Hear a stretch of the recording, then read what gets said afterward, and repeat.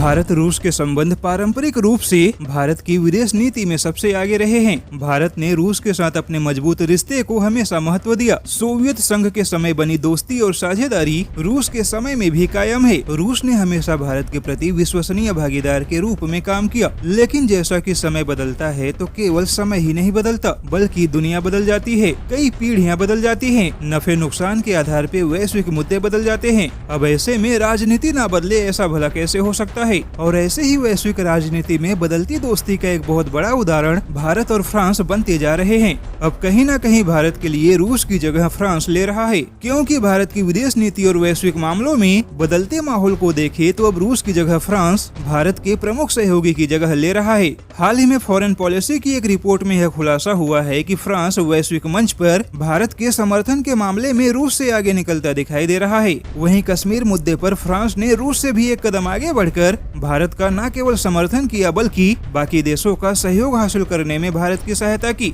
France के जानकारों के आधार पर बनाई गई इस रिपोर्ट में कहा गया है कि केवल भारत को हथियार बेचना ही फ्रांस की प्राथमिकता नहीं है और न ही फ्रांस की विदेश नीति अपने हथियार बेचने के लिए किसी भी देश के ऊपर दबाव बनाने की है। रिपोर्ट के मुताबिक भारत और फ्रांस के रिश्ते हथियारों से कहीं आगे हैं। वहीं वैश्विक समस्याओं के मुद्दे पर भी भारत और फ्रांस की सोच एक जैसी है, जिसका नतीजा है कि भारत और फ्रांस बदलते माहौल में भी तेजी से करीब आ रहे हैं। वहीं फ्रांस पहला ऐसा देश है जिसके साथ भारत ने असैन्य परमाणु समझौता किया। हालांकि विश्लेषकों का मानना है कि व्यापार के नजरिए से फ्रांस का महत्व रूस के मुकाबले भारत के लिए ज्यादा मायने रखता है, जबकि रूस अभी भी अपने हथियारों के व्यापार को ही ज्यादा महत्व देता है। वहीं रूस के बाजारों में चीन का कब्जा हो चुका है। इसके अलावा भी रूस ने चीन के निवेश को खुली छूट दे रखी है, जबकि फ्रांस भारत के साथ पूरे यूरोपीय यूनियन के रिश्ते मजबूत बनाने पर ध्यान दे रहा है। ऐसे में देखा जाए तो कई सारे ऐसे छोटे छोटे फैक्टर हैं जिस वजह से फ्रांस भारत के लिए रूस से भी बड़ा सहयोगी देश बनता जा रहा है।